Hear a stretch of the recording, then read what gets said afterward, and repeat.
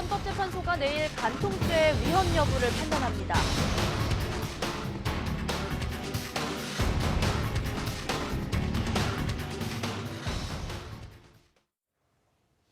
62년 동안 지속돼왔던 간통죄의 위헌 여부가 내일 26일에 결정됩니다. 지금까지 헌법재판소는 4번 모두 간통죄를 유지해야 한다고 결론 지었는데요. 가장 최근인 2008년에는 위헌 의견이 5명으로 처음보다 합헌 의견보다 많았습니다. 하지만 위헌 결정 정족수인 재판관 6명을 채우지 못해서 가까스로 간통죄는 유지가 됐습니다. 우리나라에서 간통죄는 사실상 사문화됐다는 평가도 나오고 있습니다. 간통죄로 고소당한 사람이 어떻게 처리됐나 봤더니요. 재작년에 재판에 넘겨진 경우는 4분의 1 정도에 불과했고요. 법정에 서더라도 엄한 처벌을 받는 일은 드물었습니다. 대부분 집행유예로 풀려났고 실형을 선고받은 경우는 단 1%에 불과했습니다.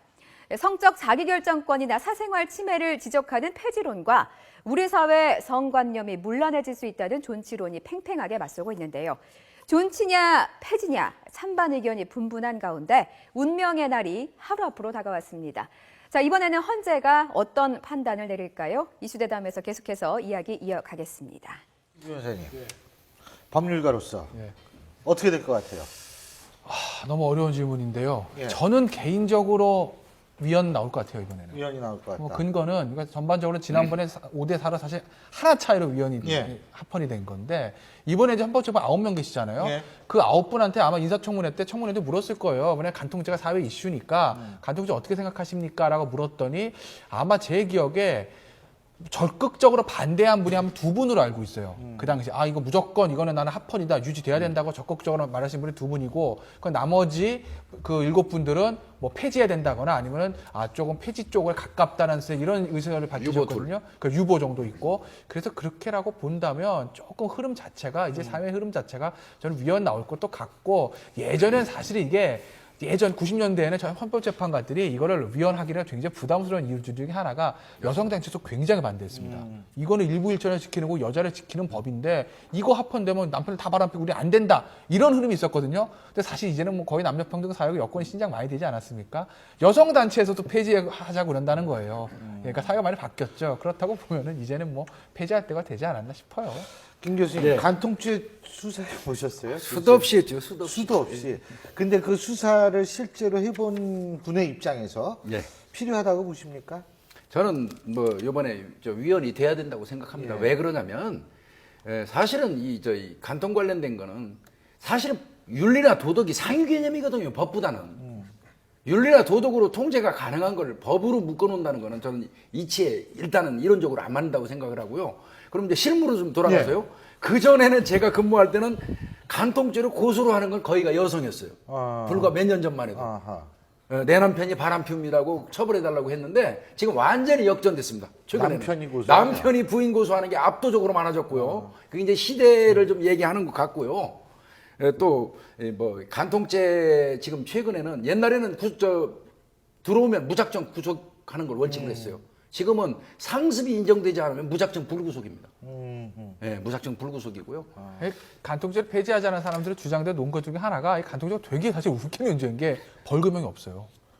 그렇죠. 이게 사실은 간통죄가 얼마나 사회에 해악을 끼치느냐 이런 것들을 보면 뭐 폭력이나 사실 그런 범죄가 어떻게 보면 더 피해가 많은 거 아니겠어요?